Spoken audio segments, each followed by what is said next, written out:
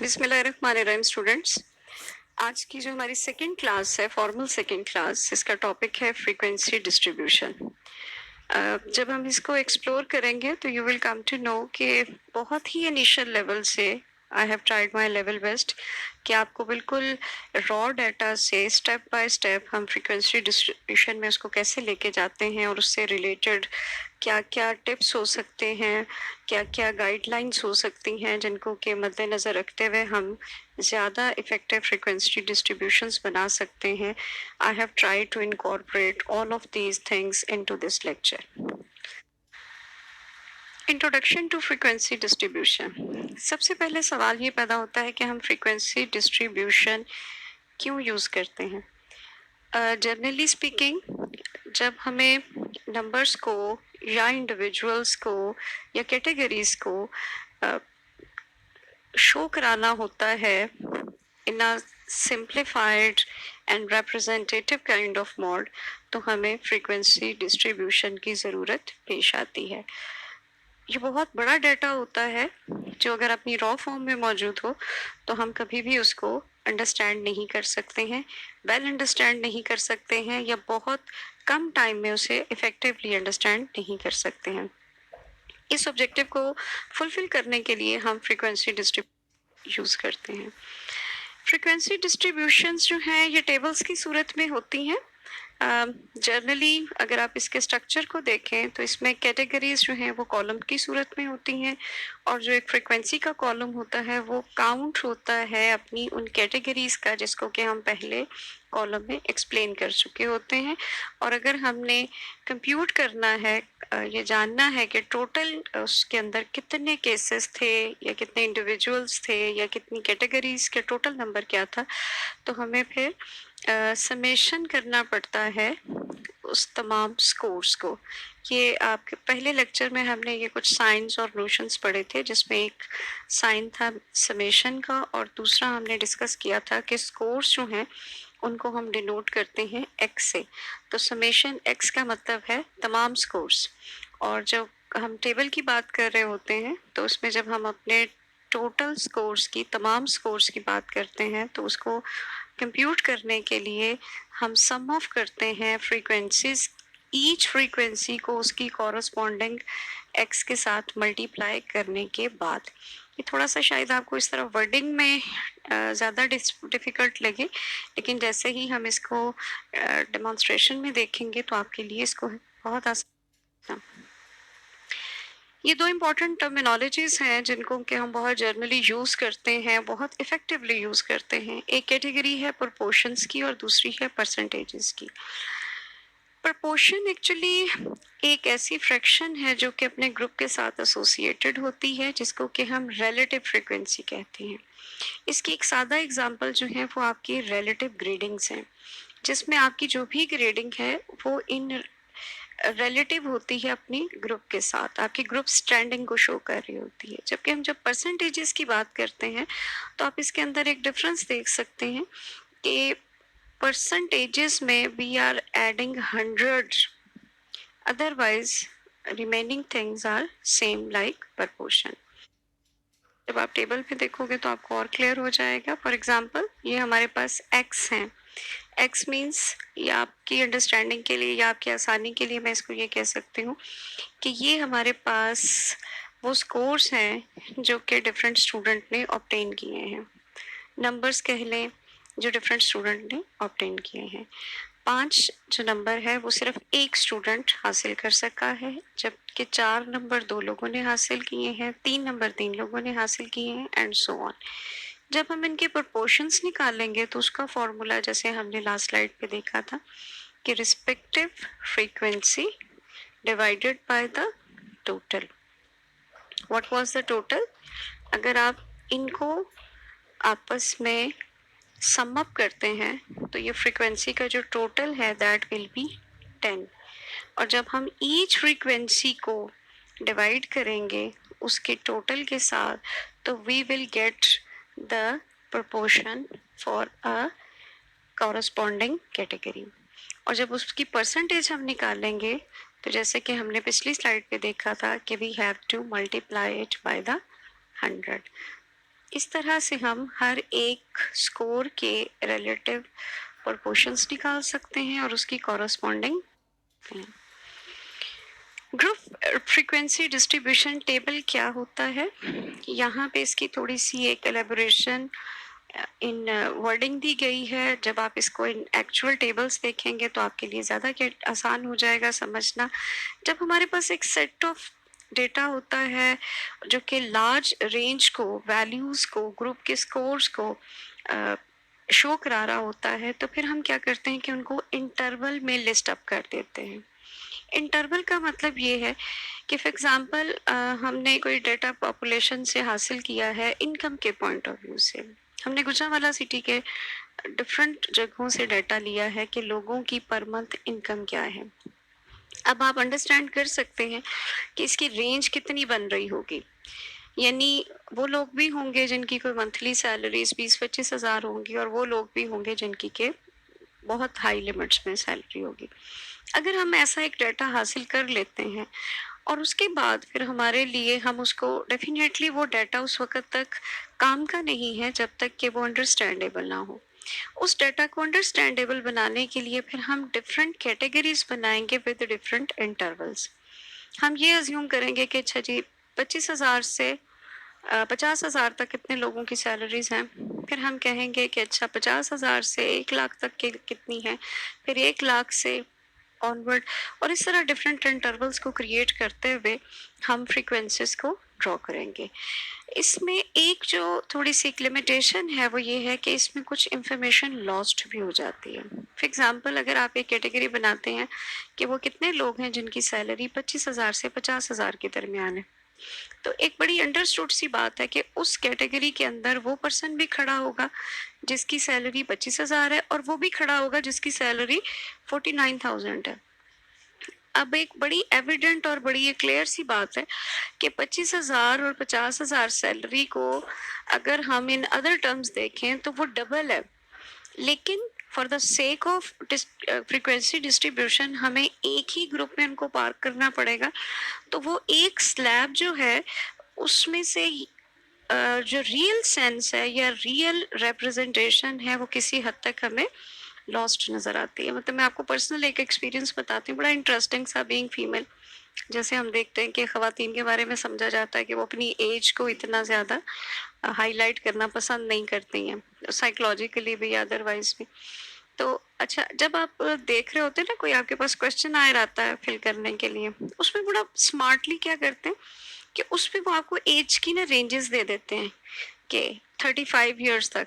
अब वो 25 बल्कि 20 से 35 ईयर्स का एक पूरा बना देते हैं आपके लिए, स्लैब बना देते हैं। अब आप बड़ा एक्साइटिंगली उसको टिक भी कर देते हैं। वजह क्या है कि उस एक बहुत बड़ी कैटेगरी के अंदर बहुत से लोग इन कैटर हो रहे होते हैं।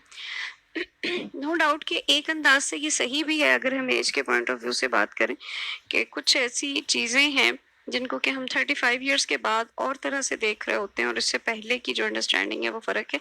लेकिन I am just telling you one of the example कि इस अंदाज से अब आप देखें कि 20 से 35 की अगर आपको एक एज स्लैब मिल रही है तो उसके अंदर कितनी बड़ी पॉपुलेशन केटर हो रही है और सब अपनी आइडेंटिटी खो रहे हैं। अगर एक 21 साल की लड़की है वो भी उसी को टिक करेगी, और एक एक 35 साल की औरत है तो वो भी उसी को टिक करेगी। तो वहाँ पे जो हम ये बात कर रहे हैं कि इंफॉर्मेशन जो है वो लॉस्ट होती है। तो दिस इज़ वेरी ट्रू कि जब हम कैटेगरीज बना के फ्रीक्वेंसीज के इंटरवल्स की वजह से हमें किसी हद तक इंफॉर्मेशन लॉस्ट नज़र आती है।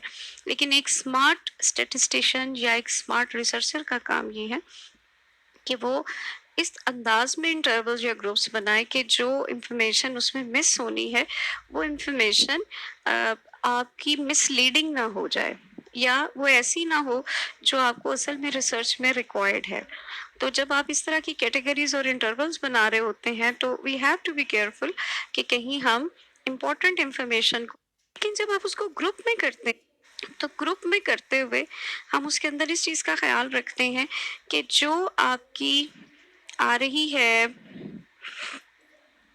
आपके पास जो एक आ रहा है सबसे लोअर लिमिट आ रही है, हम उससे स्मॉलर स्टार्ट करें आपकी जो फ्रीक्वेंसी है, जैसे कि रियल लिमिट आपके पास जो आई है वो है 25,000।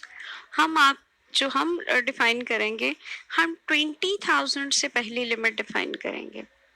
और इसको स्मॉलर रखने का फ़ायदा ये होता है कि हम एक मार्जिन दे देते हैं कि अगर उससे कोई प्लस माइनस हो, अपर साइड या लोअर साइड पे होगा तो वो स्मॉलर लिमिट रखने की वजह से उसके अंदर कवर अप हो जाएगा, और अगर अपर साइड पे होगा तो वो तो डेफिनेटली फर्दर कवर अप आ ही जाएगा। Am I able to convey it to you? Frequency distribution graph, ये बड़ा इम्पोर्टेंट है। और आज का जो हमारा फ्रीक्वेंसी, क्योंकि फ्रीक्वेंसीज, ग्राफ, पिक्चर्स, पिक्टोरियल्स, ये actually use he simplification of the information के लिए होते हैं। जब रॉ डाटा आपके पास बहुत ज़्यादा है तो उसको सिंप्लीफाई फॉर्म में प्रेजेंट करने के लिए हम फ्रीक्वेंसी टेबल्स बनाते हैं, और उसी सिलसिले में हम फ्रीक्वेंसी डिस्ट्रीब्यूशंस के ग्राफ्स बनाते हैं। सिंपल है, इंटरेस्टिंग है, आई कैचिंग है, वेल अंडरस्टूड है, अच्छे अंदाज में आप अपनी इंफॉर्मेशन कम्युनिकेट कर सकते हैं। अब हम देखेंगे कि इसके अंदर इंपॉर्टेंट चीज़ें क्या हैं, जो कि हम पिक्चर जो डाटा की हम लेते हैं ग्राफ की सूरत में, उसमें क्या क्या चीज़ें होती हैं। ऑल हैव टू एक्सेस, बिल्कुल अंडरस्टूड है। एक एक्स एक्सेस है और एक वाई एक्सेस है, जिनके बेसिस पे हम अपना ग्राफ ड्रॉ करते हैं। जनरल प्रिंसिपल क्या है? Both axes should have value 0 where they meet. अब ये अभी हम एक ग्राफ की सूरत में भी इस एग्जांपल को सेट करेंगे। जनरल प्रिंसिपल है, अंडरस्टूड है, या आप कह लें कि मोस्ट डिजायर्ड है, कि हमारे एक्स एक्सिस और वाई एक्सिस जो हैं वो 0 से स्टार्ट होने चाहिए। हमारी पहली लिमिट और जो आपका 0 है उसके दरमियान उतना ही इंटरवल हो जितना इंटरवल हमारी बाकी क्लासेस के दरमियान है। Height should be about 2/3 to 3/4 of the length. इसका मतलब ये है कि अगर एक्स एक्सेस आपका 4 बिग ब्लॉक्स पे मबनी है तो जो उसकी हाइट है वो 3 बिग ब्लॉक्स पे होनी चाहिए। ये I am talking about in sense कि जब हम उसका ग्राफ पेपर के ऊपर ग्राफ्स बना रहे होते हैं, एक रफ आइडिया है जिसमें कि हमें ये करना चाहिए कि एक्स एक्सिस ज़्यादा लंबा हो और वाई एक्सिस कंपैरेटिवली छोटा हो। ये उन्होंने थोड़ी सी इसकी रेशियोज दी हैं, बट ऑलवेज हम इनको इन ट्रू सेंस नहीं ले सकते हैं, हमें थोड़ा सा प्लस माइनस करना पड़ता है as per requirement of data. Creating a histogram, सबसे पहला जो हमारा एक आप कह सकते हैं कि इसके अंदर टाइप ऑफ ग्राफ है वो हिस्टोग्राम है। लिस्ट ऑल न्यूमेरिक स्कोर्स, जिनको हम कैटेगरीज कहते हैं, और group intervals on the x axis. X axis पे हम अपनी कैटेगरीज को या ग्रुप इंटरवल्स को लगाते हैं। Draw bars above each score or class interval height of bar corresponds to frequency। अब हम क्या करते हैं कि जो कैटेगरीज या हमने ग्रुप इंटरवल्स को प्लेस किया है एक्स एक्सिस पे, उसकी कॉरस्पॉन्डिंग हमारे पास जो फ्रीक्वेंसीज हैं उनको हम वाई एक्सिस पे प्लेस करते हैं, और उसके अकॉर्डिंग उसको डॉट कर देते हैं, बार बना देते हैं एक्स एक्सिस पे। देखेंगे तो it will be helpful for you. या आप देख सकते हैं कि ये आपके पास एक फ्रीक्वेंसी डिस्ट्रीब्यूशन है। एक्स मीन्स आपकी कैटेगरीज और एफ मीन्स उनसे रिलेटेड फ्रीक्वेंसीज। यानी अगर आपके पास 5 4 3 2 1 ये डिफरेंट थी कैटेगरीज।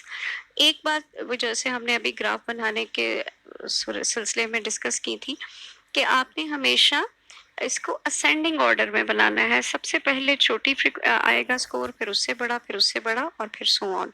इसी तरह से फ्रीक्वेंसीज में भी हम सबसे पहले लोएस्ट को लेंगे और फिर सबसे हाईएस्ट की तरफ जाएंगे। एक बात और जो समझने के लिए ज़रूरी है कि सम टाइम, अभी तो ये एक सिंप्लीफिकेशन की एग्जांपल है, तो आपको तकरीबन वो तमाम वैल्यू दोनों तरफ मिल रही हैं। यानी आपके पास एक्स एक्सिस में 5 भी है, 4 भी है, 3 भी है, 2 भी है और 1 भी है। सम टाइम ये होता है कि आपके पास एक्स एक्सिस में एक नंबर सिरे से मौजूद ही ना हो, लेकिन आपके पास जो एक्स वैल्यूज़ हैं, जो आपके स्कोर्स हैं, उसमें एक नंबर सिरे से मौजूद नहीं है, लेकिन उसको भी आप एक्स एक्सिस पे ड्रॉ कर रहे होते हैं। उसकी वजह क्या है कि आप एक्स एक्सिस के अंदर गैप्स नहीं दे सकते, आपको अपनी कैटेगरीज को एक कॉन्टिन्यूटी में शो करना होता है। मिसाल में उसकी ये दे सकती हूँ कि जैसे यहाँ पे तो इस वक्त 1 2 3 4 एंड 5 आपके पास सारे स्कोर्स मौजूद हैं।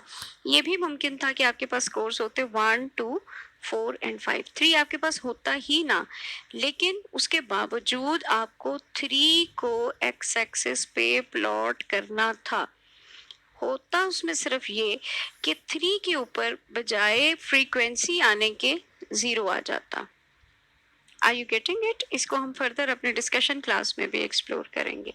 और इसी तरह से जो आपकी फ्रीक्वेंसीज आ रही होती हैं, उसमें भी यूं ही है कि ज़रूरी नहीं है कि वो वर्ड फ्रीक्वेंसी की लिस्ट में शामिल हो जिसको आप यहाँ प्लेस करें। उसको भी आप इसी तरह से लेते हैं कि इन एक्चुअल यहाँ पे आप कॉन्टिन्यूटी जो है उसको बरकरार रखते हैं, और जो आपका ग्राफ है उसकी हाइट को आप वहाँ सेट करते हैं जो फ्रीक्वेंसीज आपके पास मौजूद होती हैं। This is another example of frequency distribution histogram.